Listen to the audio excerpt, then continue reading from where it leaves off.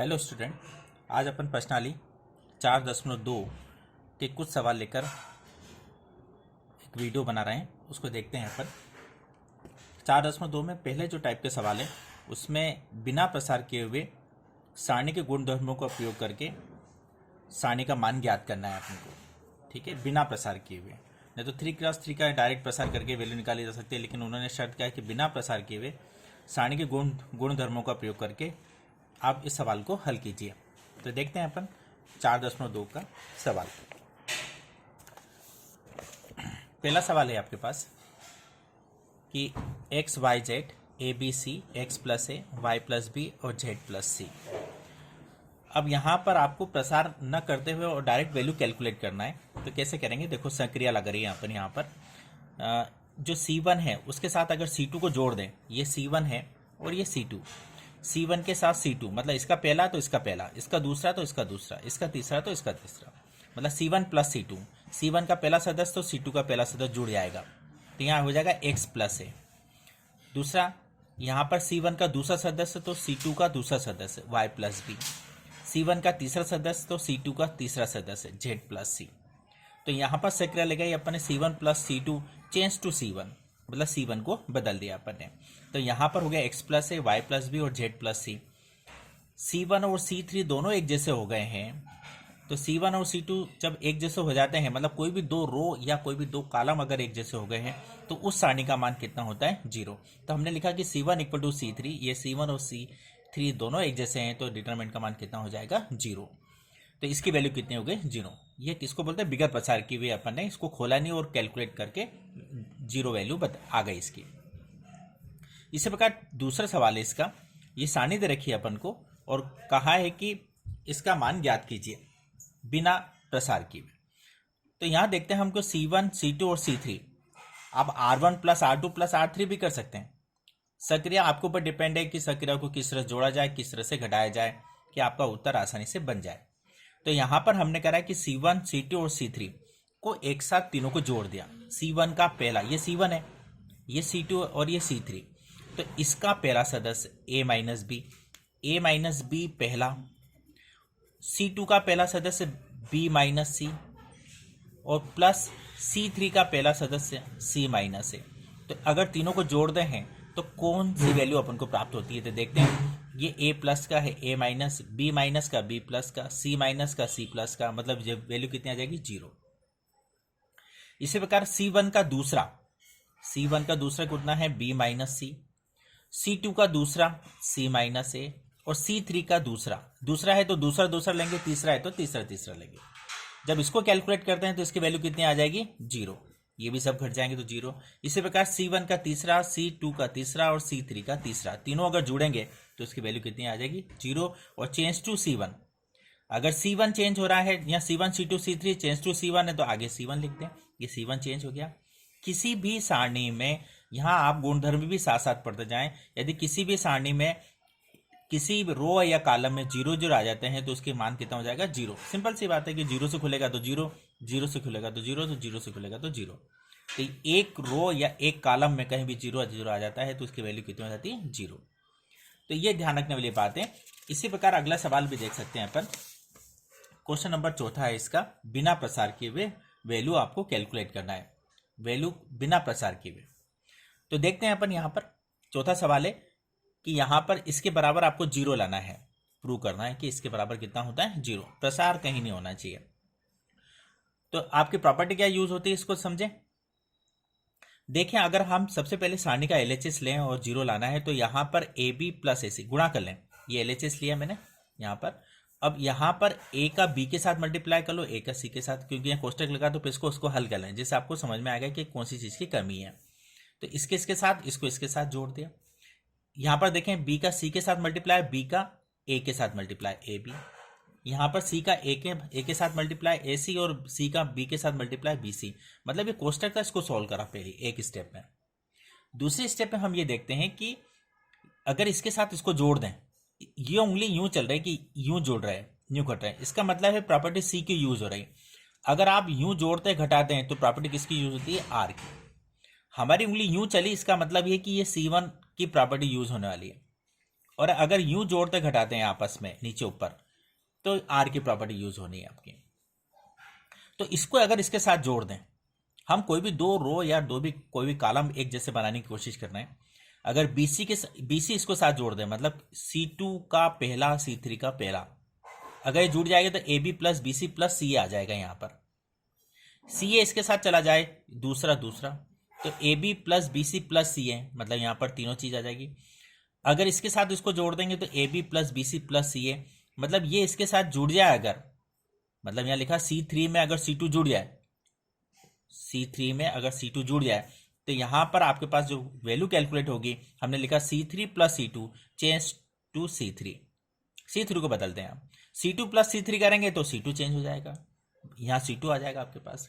हमने C3 plus C2 करा है, मतलब C3 में C2 को जोड़ रहे हैं तो चेंज टू C3 हो जाएगा यहाँ पर आपके पास। तो देखें क्या बनता है, AB plus BC plus CA यहाँ पर आ गया, यहाँ पर AB plus BC plus CA आ गया, यहाँ पर भी AB plus BC plus CA आ गया।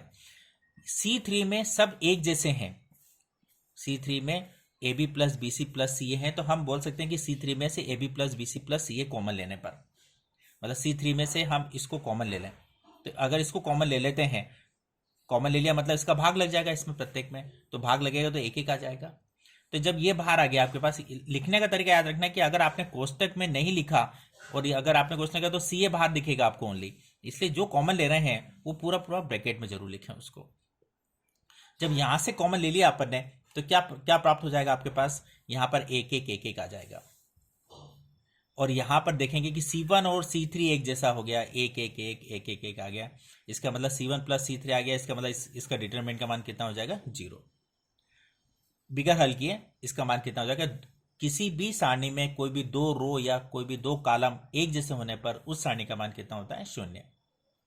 तो ये 0 हो जाएगा। जब 0 का मल्टीप्लाई यहां पर जो कॉमन निकाला उसके साथ करेंगे तो पूरा क्या हो जाएगा, 0। अगर आप इसको कोष्टक में लिखते हैं AB plus BC plus CA ऐसा लिखते और ये 0 होता, ऐसा लिखा मतलब ये गड़बड़ कहीं ना कहीं आपने लिखने में कर दी। CA का मल्टीप्लाई 0 के साथ होगा तो ये 0 होगा और ये बच जाएगा, और कोष्टक लगा और बाहर 0, इसका मतलब 0 का मल्टीप्लाई सभी के साथ करना है तो उसकी वैल्यू कितनी, 0। तो ये क्वेश्चन नंबर 4 था अपना, आसानी से समझा जा सकता है। इसकी सारणी की कुछ प्रॉपर्टी है उसको देखना है आपको। इसके बाद हम अगला देखते हैं छठा सवाल ये है कि आपको सिद्ध करना है कि इसका मान 0 होता है। सिद्ध कीजिए, गुणधर्म यूज करना है। आप प्रसार कर सकते हैं, ऐसा कोई भी शर्त नहीं है इसके अंदर। छठे सवाल में गुणधर्म को प्रयोग करके 6 से 14 तक के सिद्ध कीजिए, मतलब आपको प्रॉपर्टी लगा के सिद्ध करना है, आप स्वतंत्र हैं कैसे करना है आपको। या तो डायरेक्ट खोल दें, अपन प्रॉपर्टी लगाएं इसके पहले डायरेक्ट खोल दें। देखें, एक तरीका ये है कि आप इसको खोलने का तरीका मैंने पहले ही बताया था कि 3x3 की सारणी की किस तरह से प्रसार करते हैं, वैल्यू किस तरह से निकालते हैं। कोई भी एक रो या कोई भी एक कॉलम से सारणी का मान निकाला जा सकता है। तो हमने यहां जो प्रसार किया है वो R1 से प्रसार किया, R1 से प्रसार देखें, R1 के जो सदस्य कौन से हैं, 0, A और -B। तो 0 से खुलेगा तो प्लस से खुलेगा, ये प्लस से खुलेगा, ये माइनस से खुलेगा और ये प्लस से खुलेगा। तो 0 खुला, 0 इंटू इसके सामने का रो और कॉलम दबा दें, एक नई सारणी तैयार हो जाएगी आपके पास। उसके बाद A से खुलेगा, लेकिन काय से खुलेगा, माइनस से, -A इसके सामने का कॉलम और इसके सामने का रो दबा दें, तो -A, B और -C और 0 बनेगा। उसके बाद -B, तो ये प्लस से खुला था, ये माइनस से खुलेगा, ये प्लस से खुलेगा, तो प्लस, लेकिन यहाँ कौन सा है एलिमेंट अपने पास, -B, तो ये -B हो गया आपके पास, खुलेगा प्लस से, लेकिन यहाँ -B है इसलिए -B आ गया आपके पास। और इसके सामने का रो और कॉलम दबा दें, तो इसका रो और कॉलम दब जाएंगे तो -A, B, 0 और C बचेगा, ये आ गया। अब इसको हल कर लें आसानी से। ये 0 है, इसके सामने इसका मल्टीप्लाई मैंने पहले कहा था, इसका मल्टीप्लाई इसके साथ और इसका मल्टीप्लाई इसके साथ, लेकिन आगे 0 है तो इसको जो भी कैलकुलेट होगा उसकी वैल्यू तो कितनी हो जाएगी, 0 हो जाएगी ना। तो आप हल करें, नहीं तो डायरेक्ट 0 लिख दें। यहां देखें, -A इंटू इसका मल्टीप्लाई इसके साथ, इसका मल्टीप्लाई इसके साथ, तो A का 0 के साथ तो कितना, 0, और इसका मल्टीप्लाई इसके साथ, लेकिन बीच में चिन्ह का आएगा माइनस का, लेकिन ये माइनस माइनस प्लस हो जाएगा, और B का C के साथ तो प्लस BC। फिर ये प्लस और माइनस था तो ये माइनस हो गया आपके पास, और -A का गुणा C के साथ तो -AC, और B का 0 के साथ तो 0 हो गया आपके पास। इसको कैलकुलेट करते हैं तो प्लस का ABC यहां आ जाएगा, ये माइनस का ABC, और ये प्लस का माइनस माइनस प्लस ABC, ये घट जाएगा तो वैल्यू कितनी आ जाएगी, 0। आसानी से निकाला जा सकता है। अब एक इंपॉर्टेंट सवाल है, सादा सवाल सिद्ध कीजिए। यहां पर सारणी दे रखी है और बताना कि LHS इक्वल टू RHS। तो क्या करना है, देखें ये LHS लिया अपन ने, 4a² + b² + c² लाना है। यहां देखें, अगर यहां देखें तो R1 के प्रत्येक सदस्य में a है, मतलब a कॉमन निकाला जा सकता है। a यहां पर भी, a यहां पर भी, मतलब a का भाग यहां भी लगेगा, a का भाग यहां भी लगेगा और a का भाग यहां भी लगेगा। a अगर यहां से कॉमन ले लें, निकाला जा सकता है आसानी से। प्रत्येक अवयव यहां पर है आपके पास a, तो a कॉमन निकाल सकते हो। तो लिख सकते हैं कि R1 में से a कॉमन लेने पर R2 में देखें b का भाग लग सकता है, b का भाग लग सकता है, b का भाग लग सकता है, मतलब R2 में b कॉमन निकाला जा सकता है। R3 में देखें c का भाग लग सकता है, c। तो हमने लिखा R1, R2 तथा R3 में से ABC कॉमन लेने पर। कॉमन लेंगे तो मतलब a, अगर R1 में मैंने a कॉमन लिया है तो a का भाग लगेगा। जब -a² में a का भाग लग जाएगा तो माइनस का ही बचेगा, ये माइनस का है।